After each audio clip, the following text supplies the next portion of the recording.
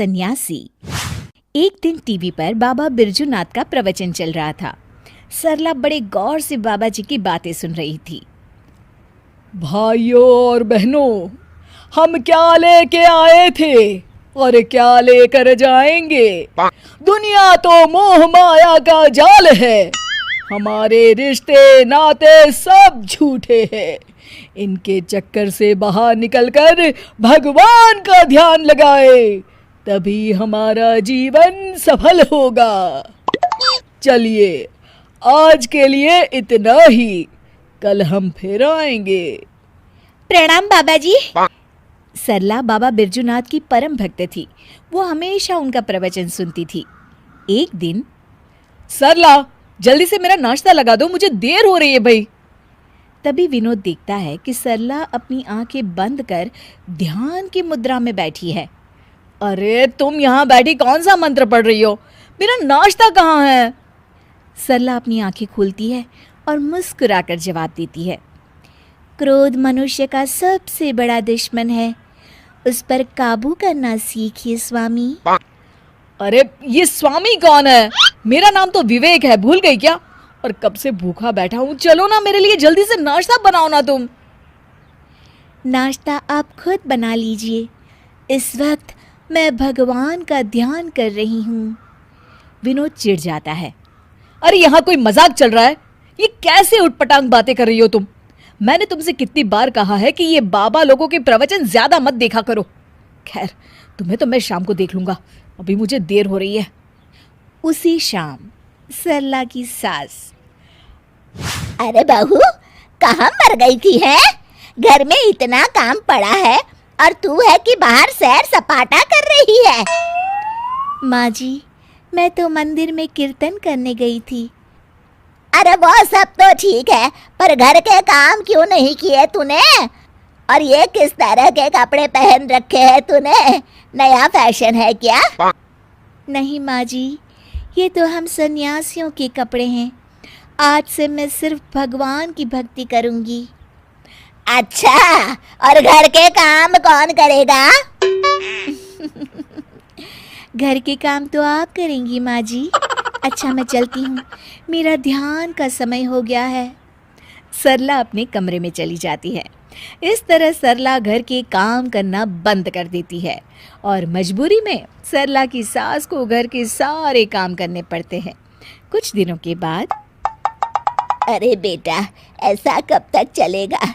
इस बुढ़ापे में सुबह से शाम तक काम कर कर के लगता है मैं तो बहुत जल्द भगवान को ही प्यारी हो जाऊंगी। तुझे अपनी माँ की जरा भी चिंता नहीं है क्या?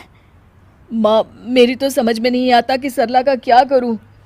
एक बात बोलूं बेटा, जब से बहू सन्यासी बनी है तब से कुछ ज्यादा ही पेटू हो गई है। सारा दिन खाने का ऑर्डर देती रहती है। तभी दरवाजे पर सरला की सहेली कोमल आती है। नमस्ते माँ जी, सरला घर पर है क्या? हाँ है, अपने कमरे में। थोड़ी देर के बाद सरला अपने कमरे से आवाज देती है, माँ जी, 2 कप चाय ले आइएगा और साथ में कुछ नाश्ता भी। अरे जरा दम तो लेने दे महारानी। कुछ कहा क्या माँ जी? अरे कुछ नहीं बहू, आती हूँ चाय नाश्ता लेकर अभी। सरला की सास जैसे ही नाश्ता लेकर कमरे की तरफ जाती है कि दोनों के जोर जोर से हंसने की आवाज सुनाई देती है। सरला की सास वहीं रुककर दोनों की बातें सुनने लगती है। मान गए तुझे सरला, आखिर तू शर्त जीत गई। इतने दिनों से तूने अपनी सास को क्या बेवकूफ बना के रखा है और इस घर में मजे कर रही है। अरे वो बुढ़िया आधी बेवकूफ तो पहले से थी, मैंने अब उसे पूरी बेवकूफ बना दिया। अच्छा, तो ये बात है। ठहर जा बहू, अब तू देख ये बेवकूफ बुढ़िया क्या करती है। सरला की सास अपने बेटे विवेक को सारी बात बता देती है। अगले दिन, क्या हुआ माँ जी, ये सूटकेस लेकर आप लोग कहाँ जा रहे हैं और आज आप दोनों ने मेरी तरह सन्यासियों वाले कपड़े क्यों पहन रखे हैं? बहू, आज से हम दोनों भी तेरी तरह सन्यासी बन गए हैं। इसीलिए मैंने फैसला किया है कि हम ये घर बेचकर हिमालय चले जाएंगे भगवान की तपस्या करने। हैं? लेकिन माँ जी, आप ये घर कैसे बेच सकती हैं? मेरा मतलब आपके हिमालय जाने के बाद मैं कहाँ रहूँगी? अरे तू भी तो सन्यासी है, और एक सन्यासी को घर की क्या जरूरत। चल तू भी अपना सामान बांध ले, चल जल्दी कर बेटा। बाबा बिरजूनाथ बिल्कुल सही कहते हैं। ये घर बार रुपए पैसे सब मोह माया है, इसलिए तो मैंने आज से अपनी नौकरी भी छोड़ दी है।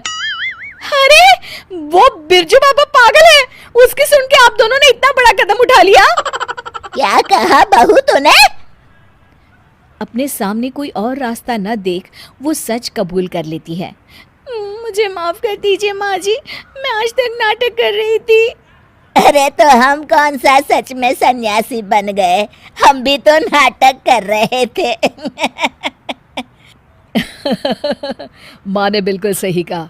अब तुम्हारे ड्रामे का पर्दा गिर चुका है सरला। चल बहू चल, जल्दी से झाड़ू उठा और घर की साफ सफाई में लग जा। उसके बाद खाना बनाने की तैयारी भी तो करनी है ना तुझे। हाँ हाँ जी माँ जी।